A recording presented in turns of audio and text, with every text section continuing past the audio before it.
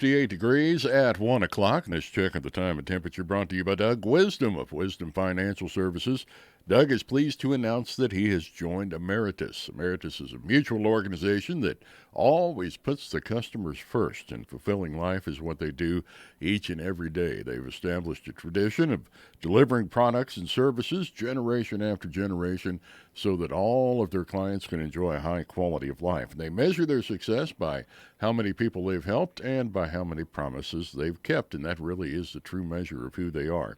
When lives are fulfilled, their mission's fulfilled. Call Doug Wisdom today at 729-7508. Doug is located right above us here in the Wisdom Building at 802B South Main. Securities and investment advisory services are offered solely through Emeritus Investment Corporation, member FINRA SIPC. Let's take a quick look at the weather forecast. Right now, 58 degrees our current temperature, and of course, we've got some rain. The wind out of the southwest at 8 miles per hour. Relative humidity at 100%. Barometric pressure continues to fall at 29.35 inches. Our forecast for this afternoon, pretty much what you see is what you're going to get. Showers and thunderstorms, some heavy rain still possible. We should see temperatures start to fall, be down around 55 degrees by late afternoon. Wind out of the south at 16 to 20. That will eventually turn to the west at 10 to 15 during the afternoon. May still gust as high as 36 miles per hour. We can see upwards of 2 inches of rain.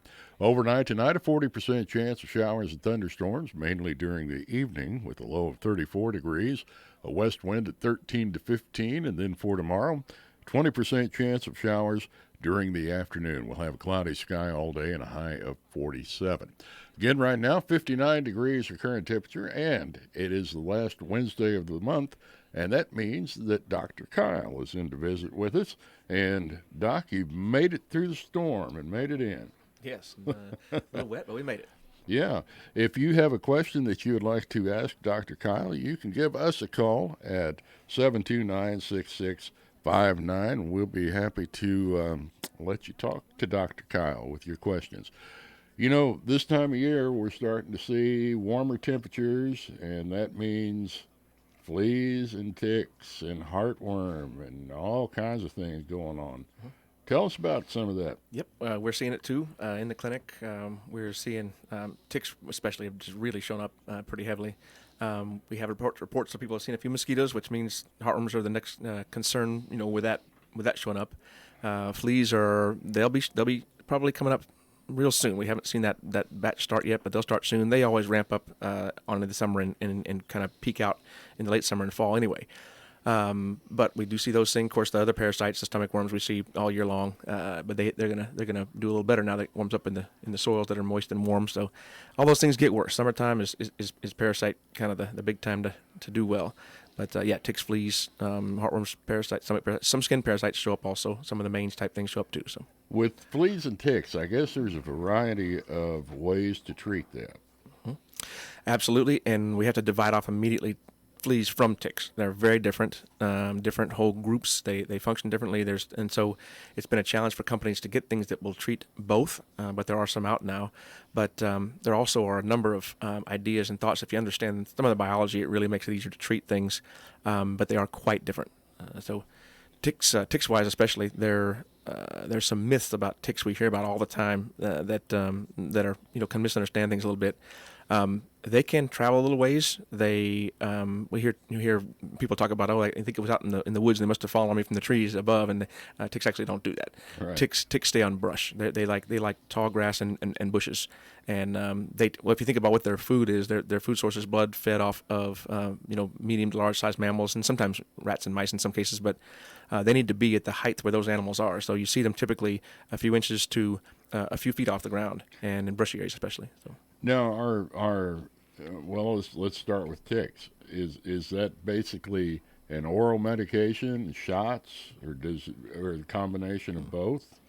We break it down really into a couple different main ones. There's topicals, and we see orals. Just tablets and things they swallow. And the topicals work in different ways, depending on which type they are. Some of them work on the hair surface. Some of them work in the skin oil layer and travel through the oil layer on the skin. Some actually travel on the surface of the hair cells themselves, and the skin cells on themselves. So it depends on which product you're talking about. The orals tend to travel through the bloodstream and then emerge through the skin and in the bloodstream as they have it in their bloodstream once they eat it. And we have some now that last quite a long time. There's even some that last even 3 months. They're oral tablets, Brevecto particularly, one we've been real happy with. And then there are some 1 month things, and there's a couple that work very short distance. They're good for certain things, but most of them they're not much help in an area that has a lot of them endemically. So. Now, the oral medication, it's probably dosaged by the weight of the dog? Yeah, there's dose classes. So we have most of them, and there's about 3 or 4 good products. NexGard works well. There's Simparica. There's Credelio. There's Brevecto. That's kind of our main ones. And most of them have sizes like from 0 to 15 pounds or so, and then 15 to 30, and they're just going up. And they typically peak out at somewhere around 100 pounds. Which leaves a little trouble for the people who have the biggest dogs. It's hard because they have to either combine tablets or something. But so far the companies have not made ones that for 150 or 180 pound dogs, and I think that's kind of a minority of the dogs that are out there. So it's just not quite a big a market. So that's typically how most all of them are dosed, by size and by ranges that they're in. Again, if you have any questions you'd like to ask Dr. Kyle, you're more than welcome to do that. And we won't charge you a dime to call in and ask a question. 729-6659 is the number to call if you do have any questions. So now, like I've got a big dog. We talked about, got an English Mastiff. So you're going to probably have to combine oral dosage to get to his weight. But the main thing is they need to get in to see you, get a weight on the dog, and not only that, but check the overall health. Yep. Those do help. Others, we do see a lot of times skin problems are blamed on parasites that sometimes are not. We do see allergy or infections in the skin that say, oh, you must have fleas or ticks because the skin's looking bad now. And sometimes it's not those things. So we check those things first to see if there's something else that's causing those sort of things. And with one thing that's different on the flea and tick side is, and I've talked to some parasitologists who deal with this quite a bit, that the biology of fleas and ticks are very different. So fleas actually, in some ways, you can say die fairly quickly. Ticks do not. Ticks are slower. Ticks, although they ingest and take some of the stuff that's meant to get rid of the ticks, they may not die for a day or two. And so it takes just longer, where fleas a few hours and they fall off. Ticks are a little bit odd. People are surprised a little bit that they think that cold weather kills them off, and it doesn't normally. Normally they overwinter in tree bark or in chunks of logs or underneath rocks, places where they're out of the weather a little bit, but they'll survive sub-freezing temperatures easily and do it every year. What's also surprising to people sometimes is the lifespan of a tick, and most ticks actually live 3 to 5 years, which is a little surprising to people. What's more surprising is how often they eat. And their feeding regimen, most ticks, they feed 3 to 5 times in their life. Really? About once a year. Wow. Then they drop off, grow a little bit, ecdyce, they drop off their outer shell, they grow some, and then go into the winter. And then the next year they feed again. So it's been frustrating to researchers developing products, because some ticks, when they get them, they don't want to eat. So it's hard to do research when the ticks he won't eat, he won't do anything. So it's frustrating for those guys trying to do research on ticks. Well, I'm glad we're not ticks, because I would hate to only have one meal a year. I hear you. That'd be a good one. Now, we'd talked earlier about there's a lot of myths surrounding fleas, ticks, parasites. Maybe you could tell us about some of those. Yeah, one we mentioned earlier about they fall out of the trees, and they don't actually do that. There's also idea that sometimes that ticks just luck up and happen to just brush by them, and brush by them. They do get in their clothes. That is part of it. But ticks actually, some of them can sense, and I guess it's by odor, but they can sense things. It's been researched as much as 30 to 40 yards away, and they'll actually head that way. So if a deer or a dog's taking a nap for 3 or 4 hours, that tick may travel 20 feet to get on him and come to him. As long as they sense where he is, they'll move to him. Where fleas, not as much, but ticks can move pretty good ways, and they will test air up on high twigs and branches and things, and they'll whenever something comes by, they'll crawl up and get ready and grab whatever walks by. Another thing with ticks is some people feel like if they get attached to an animal that you can't do anything to them unless you have something real rare and to get it out of there. You actually can if you get a firm grip on it with something, then you can actually just pull straight out, and most of them will just pull out, and it's okay. The proboscis, they call it, could get stuck in there, but if it's stuck in there, however you get it out, it's probably going to get stuck in there. The one thing I do tell people is when they pull it out, I try to get down toward the front end and just pull straight out. I don't want to squeeze the body and mush everything back into the dog, because that's where you get some things that will cause some infection things. So I try to get down low and just pull straight out without squeezing it real hard, but it gets that thing out of there, and most of them will come out pretty nicely. If you have a tick product in the dog, and it's what they call sometimes that say, hey, stuff's not working because I see these ticks crawling on him, and I'll ask, is he just crawling on top of the hair because he may be trying to kind of get away? They may not like it. It may not be a bad thing if he's crawling on top of the hair. If he's attached and feeding, I worry some, and I'll tell them, look at that tick closely. Is he shriveled up and dead? Because if he's dead, it worked fine. It did the job. But if he seems to be growing day by day and he seems like he's getting, he's perfectly healthy, then I worry about what product is on and is it not working okay. But we see a lot of people look at the animal, look at the tick and say, oh, actually he's kind of dried up, so he actually is dying. He just stays there. You just matter of just pulling him out then. So, what are some of the dangers with a tick or flea infestation that's not taken care of? Okay. We have a number of them. Actually, here we're blessed with a number of things. Lyme is here. It's more a problem in people than it is dogs in our area. The particular Borrelia burgdorferi is the agent, and it is here, but it doesn't seem to cause too much problem in dogs per se. They get exposed to it, but they don't make it real sick in this area. Now, Northeast, absolutely yes. Some other areas, yes, but people certainly are affected by it here. So we do have Lyme here. We do have Erlichia of two types, where there's Ricticii and Ewingii. There's two different ones, and we now have testing that will check for both of those. We used to have only one. But Erlichia is probably the more common tick-transmitted disease we see in dogs here that causes fever, sore joints, loss of appetite. They just feel bad, lay around, they just don't feel good. And it can progress and get worse and worse if not dealt with. We also see Rocky Mountain spotted fever on occasion. It's also tick-transmitted disease, and you'll see sometimes just localized infections where the bite site is. They're just standard infections of the skin. So there's a number of things that we do see there that are problems. And anaplasmosis also. Anaplasmosis is another one. That anaplasma is transmitted by tick bites also. Now, when you're testing for these different things that go on, is that something that you need to send off and it'll take a while to get back, or can you do some of it there at the clinic? We now have what they call four-way testing that can be done right, what they call point of contact testing. That's right there. We can done it in the clinic, and takes about 15 minutes to get it run. It's pulling a little sample, run it to a sample, and it's pretty good at picking up most of those things. If we have a heavy suspicion and the testing is ambiguous, you can send it to the lab for a more intensive type of testing to check it more deeply. But most times it's pretty good to have the bedside tested. It works pretty well. So once you get those answers that quick, you've got a pretty good idea of what direction you need to go. In most cases, yeah. Yeah. By the way, if you do have any questions, the number to call is 729-6659. We'll be happy to take your call, your questions that you might have, and try to get some answers for you. With Easter coming up, especially around, it seems like all holidays, but puppies, kittens, they always seem to find a new home. Mm-hmm. If you get a new puppy, what's the best way to introduce that into your home? Maybe you don't have a dog now, or you do have a dog. How's the best way to integrate these animals? There's a variety of things that are new to that dog when you bring him in. It's a new location, it's a new set of people, a new set of relationships, a new set of relationships with other animals. And so typically in those things will, ahead of time, make a mental checklist of the interaction with this person. Is it going to be all fun, all happy, or is it going to be something that scares the dog or hurts the dog? And if it's going to be a 2-year-old who doesn't understand how to be careful, then I'm much more careful and watchful with those. If it's going to be another 2-year-old dog that wants to play hard and gets a little bit aggressive, then I do those very, very carefully. If it's a pet who loves everybody, or a kid who loves all the animals, those I'm more free with, because I want that dog to have a number of good experiences in the new place so that they enjoy it and are happy to be there. Most of them, in indoor environments are pretty comfortable. If they're going to be outdoor, then it takes some adjustment there to kind of have the right facilities out there and the right type of things to keep them comfortable while they're out there. But you just slow, gentle introductions. I do in young puppies. I do tell clients sometimes to be sure that as that dog grows through the 2-month to 12-month time frame, that they do spend some time alone, some time by themselves, so they'll realize that it's okay to be alone for a little while. We do see some dogs at a year or two of age that they leave and they have to go to grandma's house, and they destroy the house when they come back. Lots of anxiety issues. Right. So they need to be alone sometimes to realize it's okay. Because if they're never, ever, ever alone, they've never done it, it blows their mind when they finally get left alone for whatever reason. They hurt themselves in the house and the couch and whatever else they get a hold of. So that's it. Mine watches Gunsmoke while I'm at work. There you go. That helps all of us. Yep, helps all of us. I think he likes the horses. There you go. That's kind of what I'm thinking.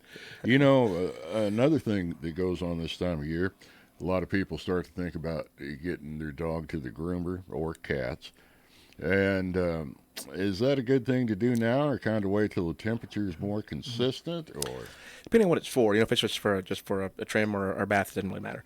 If it's for a complete shave down, like some of the really long-haired breeds, I like to try to plan the shave downs to coordinate with the shortest hair for the hottest weather.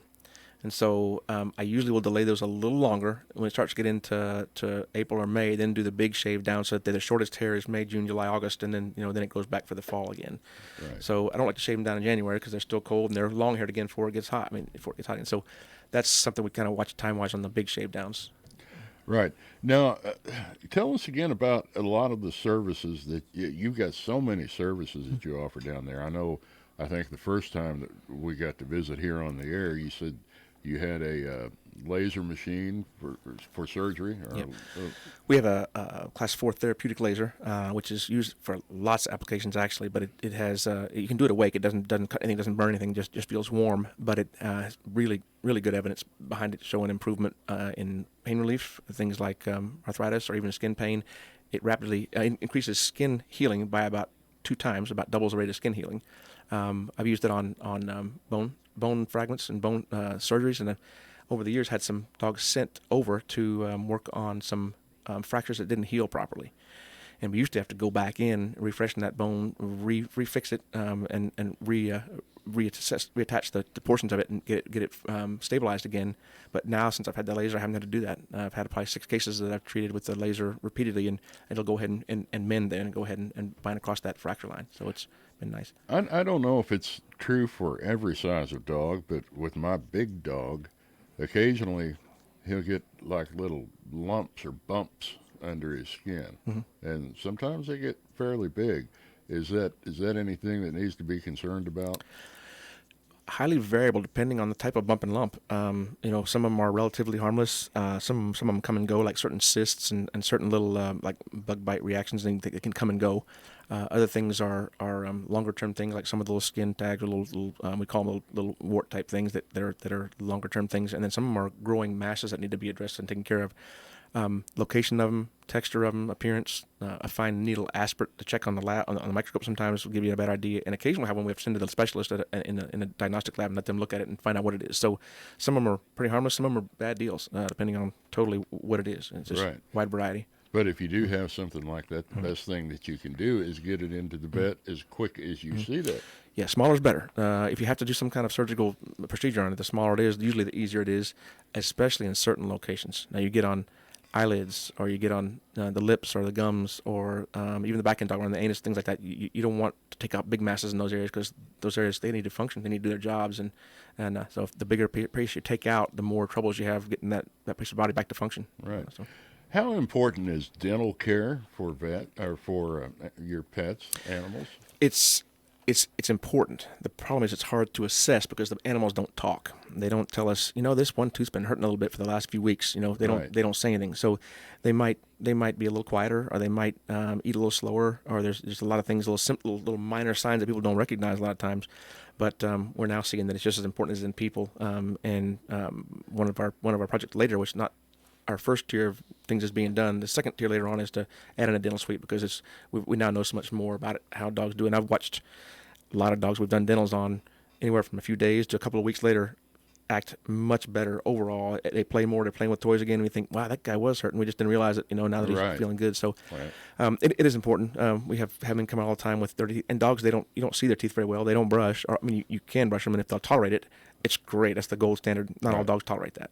But it is a big thing. Their quality of life is affected by that. And indirectly, we know there's a correlation with really bad teeth to heart valve bacterial colonies that cause murmurs, early renal failure, all those things. And in fact, it's the same thing people get that they can get too. We just sometimes don't recognize it. Well, actually, my dog likes to get his teeth brushed. Yep. I've got one of the little fingertip brushes, and I don't. It's got some kind of flavor in it, but he kind of enjoys it. Good for you. That's good. That's good. It's the gold standard. It's the best you can do if they'll tolerate it. It really he feels good afterwards.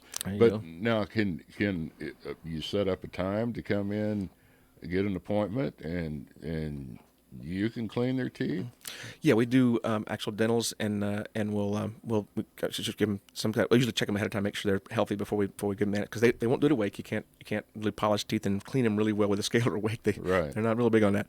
So we do use anesthesia, but we have our normal protocol for trying to assess the risk of that part, and if they look pretty good, then we can go in and scale them, clean them, polish them, get them ready to go. And later on, again, this is going to be probably 4 to 6 months. We'll have a dental X-ray unit where we can take X-rays of the mouth and look at those roots properly and really see what those roots look like and have a better idea. Because some teeth look good, but the root's not good. You can't see it sometimes. Sometimes you can see it very clearly. Sometimes you can't tell it from the outside. You have to get an X-ray to see that thing. And so it's the best level of care to have those things X-rayed later on. So Again, if you have any questions, you're more than welcome to call at 729-6659, and I know Dr. Kyle will give you some information, and if need be, set up a time to take your pet in and be seen. Heartworms. Is this the time of year when this starts to be prevalent? Starts now. Yep. We actually came originally from Dexter, which was I don't know if I can call it Heartworm Central, but it was one of the worst places in the country for them. We had average 2 to 4 cases a day of heartworms, and it was just really horribly bad enough that the heartworm specialist from Alabama drove up there to our clinic, Really? and to some other, and also to Sykeston, to pull and look at samples of blood of dogs that were on preventative that got heartworms anyway. And so over a lot of research, we kept in contact with him, and he let us know that, and this was about 6 or 7 years ago, but there were 2 strains of heartworms that had become resistant to certain preventatives. So I don't use those anymore. Ivermectin was an active ingredient, and so it just wasn't working in that area anymore. I think it still works here for right now, okay. But those 2 strains, the JYD34 and the MP3 strain, they'll move over. As dogs move and coyotes move and spoxes move around, it'll spread out. So they don't use too much of that even now for where we are here. But mosquitoes transmit them. And the way they operate is a mosquito has to bite a dog, fox, coyote, raccoon, somebody that has heartworms, and when they suck that blood in, they pull in the baby heartworms that are in the blood, and then they have to sit somewhere for a little while, and it has to be warm enough. Those heartworms develop through 2 stages in the mosquito, and once they're what they call the L3 stage, 2 of the stages they've developed through, when they bite the next dog, then those worms can either be injected with saliva into the mosquito bite, or can crawl in the hole that the mosquito made and then go in and start the process of growing in that dog. And the time from bite to maturity in the heart as an adult heartworm is around 6 months. So depending on the heartworm preventative that you have, we call them preventatives. In some ways, some of them aren't really preventatives. Some of them are heartworm killers. What they do is you give it each month, and as does whatever heartworms are in that dog, you give it something that kills them out. So they actually got infected, but you killed them out right quick. So to be technical about it, they still are infected, but you just kill them all out. So they're gone. And then they get bitten again. They're infected again. You kill them out again. So you can keep killing them each time. There are a couple that actually are preventatives. There is now a 6-month injection you can give that will last 1 shot lasts 6 months, and it actually kills them as they enter. So it really does prevent infection by killing them as they enter. It's called ProHeart, and it does fine. Okay. So that's how that works. What are some of the signs and symptoms of heartworm? I always say this because it seems to surprise people. The first symptoms of heartworms is nothing. The dog's normal. After a period of time, when you start to see damage in the heart, the lungs, the large vessels and arteries that go to the lungs, and in some cases even the vena cava going back to the liver, when you see damage, you begin to see visible symptoms. So when we see symptoms, we've already got some damage, or you wouldn't see any signs. So the signs typically things like sometimes exercise intolerance a little bit. You'll sometimes hear cough, sometimes abdominal swelling of fluid when the abdomen begins to get enlarged with fluid. Just loss of exercise tolerance is a big one. You'll occasionally have clots that will form and then be released in the bloodstream and then land somewhere else. And you could even see odd things like a kidney little insult or a liver insult that are caused by a clot that left the heartworm area and then ended up somewhere. So those can happen sometimes too. And depending on how many there are and how the dog tolerates them, there's a variety of things you can see. Also, as we're getting into the spring and summer travel season, a lot of people take their pets along, but some pets like that, and some become kind of anxious about a car ride, or especially a long car ride.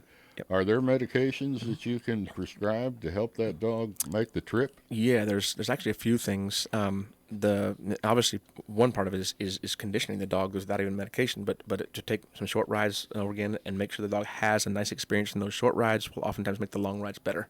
And when I used to train for a living years ago, I would take them on short rides until I noticed they were feeling pretty happy, and then I go a little longer, and then for pretty soon they don't care how long it is. So that's part of it. But there are some things that take away anxiety. My favorite one right now, trazodone, is a nice one that does a good job. Just it doesn't knock them out. It just takes the edge off. It just they're not quite so shook up and nervous. And there actually is also another one that you can give. It's a gel, and that gel is really good at taking the anxiety away without knocking the dog out.